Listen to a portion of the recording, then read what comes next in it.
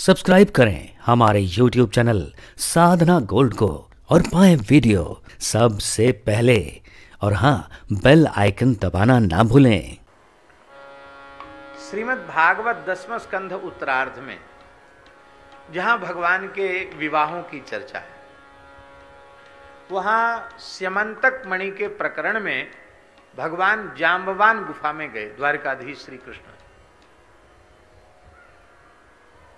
और वहां मणि गुफा में थी। स्यमंतक मणि धात्री खिला रही थी बालक को, और बालक उस मणि से खेल रहा था। और ठाकुर जी भीतर घुसे।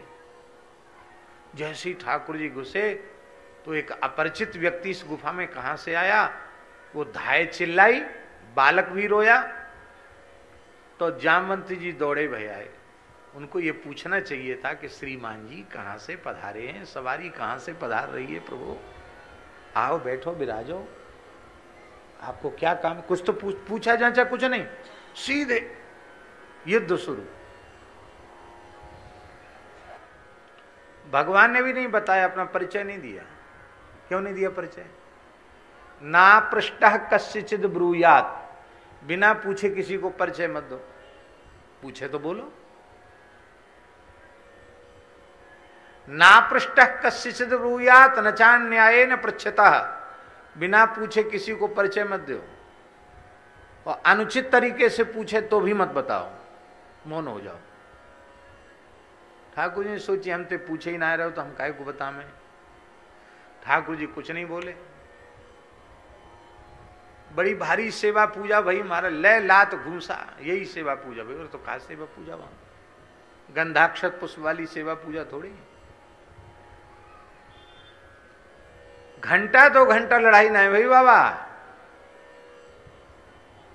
27 दिन 27 रात्रि पर्यंत युद्ध हुआ, द्वंद्व युद्ध, भयंकर युद्ध। जैसे अखंड मानस, अखंड कीर्तन, अखंड ज्योति है, खंडित न होए, ऐसी अखंड युद्ध हुआ। खाने सोने पीने का कोई होश नहीं, कोई काम नहीं। 24 घंटे युद्ध, 27 दिन 27 रात तक युद्ध चला। कोई कमजोर नहीं पड़ रहा। ठाकुर जी तो कमजोर काहे को पड़े, और जामवंत जी महाराज भी कमजोर नहीं पड़ रहे। अंत में ठाकुर जी ने कहा भाई हमारो बुढ़ो भगत है, या ज्यादा नहीं खिलाना चाहिए, न अपनी थोड़ी सी शक्ति तो दिखानी चाहिए।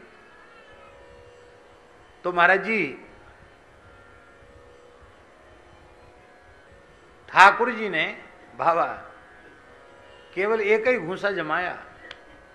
इसका मतलब है कि 27 दिन 27 रातें ठाकुर जी तो खेल रहे थे, युद्ध वस्तुता कर ही नहीं रहे थे। अब ठाकुर जी ने अपनी नैक शक्ति का परिचय दिया, एक घूंसा जमाया। भगवान जाने कैसा घूंसा था, तो या तो भगवान जाने या जिस पे घूंसा लगा हो वो जाने। हम लोग तो कहने सुनने वाले। एक घूंसे में ही जामवंत जी की नस नस ढीली हो गई, उनको मूर्छा आ गई। और मूर्छा भी आई तो कितनी देर की, एक मुहूर्त की मूर्छा आई। 48 मिनट तक बेहोश रहे।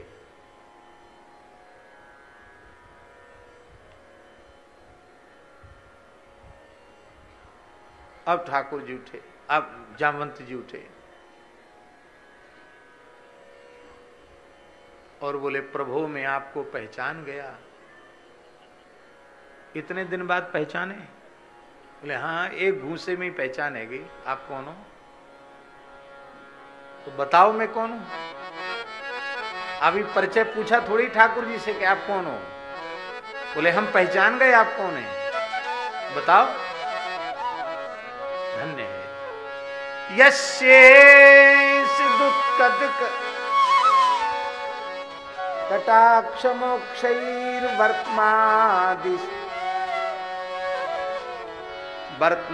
वर्त्मादिशक्षुवित नकृति मिंगलो भी